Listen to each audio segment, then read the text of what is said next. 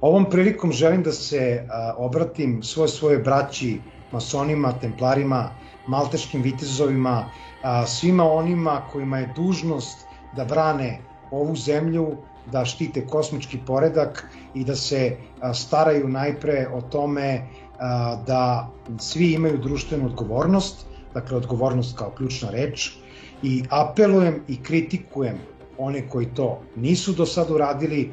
Vreme je da stanemo uz našu omladinu, uz naše studente i jednostavno svi u blokade. Treba da smo u prvim redovima i treba da nas je negde sramota od tih mladih ljudi što nismo uz njih, jer naša je dužnost da branimo našu otadžbinu i da branimo kosmički poredak. Rekao sam.